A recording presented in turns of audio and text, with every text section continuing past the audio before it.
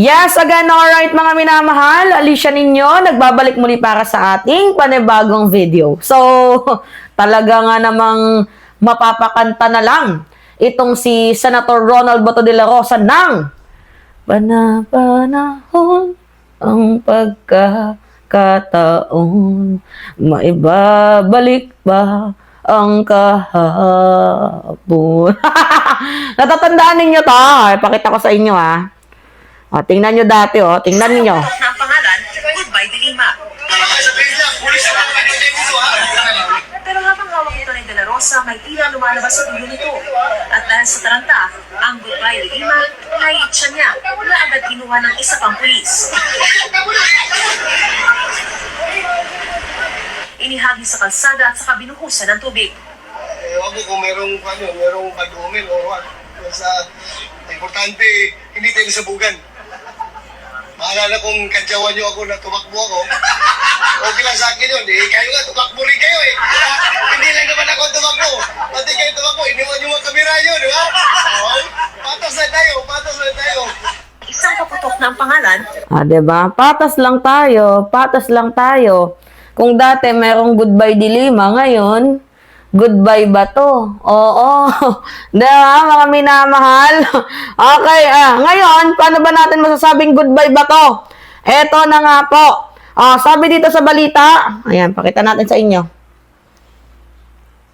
Sabi dyan, Senate Malls Emergency Caucus over possible ICC arrest warrant versus Bato Go. So, ibig sabihin yan, mga minamahal, magkakaroon po ng meeting. Diyan nga po sa Senado, magpapatawag po ng emergency caucus, yung biglaang pagpupulong ba, para pag-usapan kung paano tutugon, mga minamahal, ang Senado kung sakali nga pong maglabas ng warrant of arrest ang International Criminal Court. Kasi expected na natin yan, na maglalabas ng warrant of arrest. Ito nga pong ICC dito nga po sa mga nabanggit na mga co-perpetrators kasi ilalim sila sa preliminary investigation, preliminary examination, 'di ba? So matik na alam natin, mga minamahal, na meron nga talagang mangyayari, 'di ba, na pag-aresto dito sa mga to. So ngayon, kailangan magkaroon ng hakbang ang Senado kung ano nga ba yung kanilang gagawin. Kasi hindi natin alam, baka, diba, magtago, mga minamahal. Ito nga pong mga senador na involved. So, para mapigilan yan, diba, ang kanilang pagtatago, pagmimitingan. Actually, hindi nga yan yung magiging talakayan dyan i-embrace ng Senado, bibigyan niya ng protection yung mga senador na yan.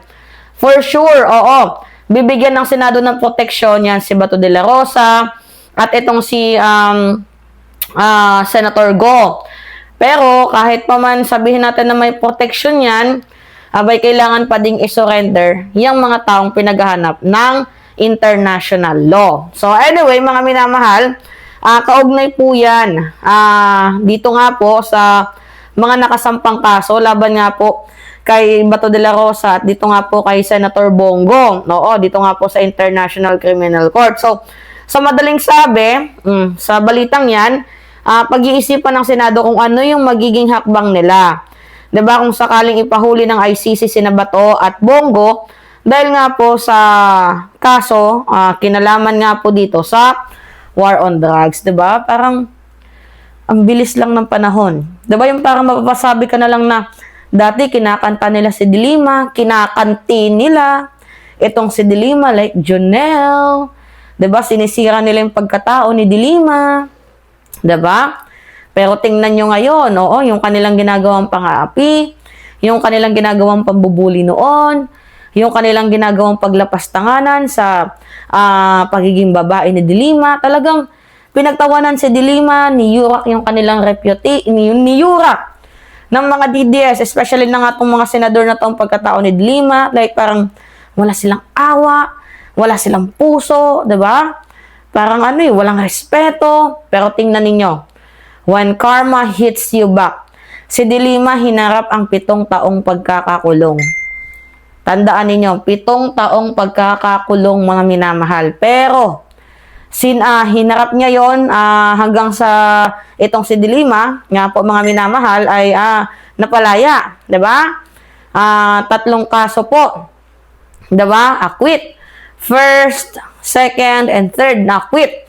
Ito nga pong si Leila Dilima, dito nga po sa mga bogus, sa mga modus na ikinaso. Diba? Ng kampo ni former President Duterte na yung mga involved dito is yung mga tinakot. Tinakot sa bilibid, tinakot ng mga tao. Diba? Na kapag hindi ka magtestigo, yung pamilya mo nakasalalay dyan. So, tingnan ninyo yung balik, mas malala. Kung si Dilima dito sa Pilipinas, sila mas malayo doon sa International Criminal Court. At walang kasiguraduhan kung babalik pa yung mga yan. Kaya handa-handa na kayo. Kaya nga itong si Dilima mukhang patawa-tawa na lang ngayon eh. Siguro dapat tanggalin na natin yung goodbye Dilima. Dapat goodbye bato. Diba? Goodbye bato. Mas malala yun. Diba? Talagang malayo yung putok doon sa ibang bansa. Like parang mahirapan ma-reach ang mga pamilya nila Senator Ronald Bato de la Rosa dahil biruin nyo, ilang oras yung biyahe doon? 16 hours. Diba? Sobrang haba. Tapos, ang mahal pa ng pamasahe. Tapos, back and forth balikan, pamasahe. Bayad pa sa abogado. Sa magiging defense counsel nila. So, mas mabigat to. Kaysa dito kay Dilima, mga minamahal. Yes, although mabigat din at mahaba-haba na din mga minamahal ang 7 taon. Pero, mas malala naman. Kung ikukulong ka doon sa napakalayong bansa na walang kasiguraduhan kung ikaw nga ba ay makakalaya or hindi. Gets ninyo? Kaya, literal na panahon ang pagkakataon. Maibabalik pa ang kahapon.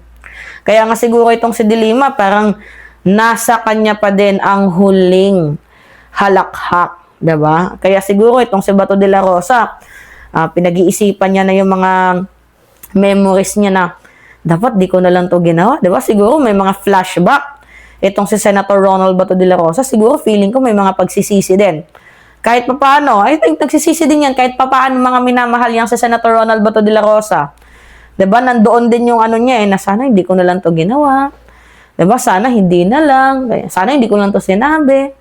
Diba? Yan yung sinasabing nasa huli ang pagsisisi. At kung nasa kapangyarihan ka, wag na wag mo yang aabusuhin. Kaso inabuso na para bang kala mo forever na ano na sila sa pwesto. 'Di ba? See? Anyway, kayo, ano yung masasabi nyo dito mga minamahal? It's me again, Alicia ninyo. Nagbabalik muli para sa ating panibagong video. Maraming salamat at ingat mga kababayan.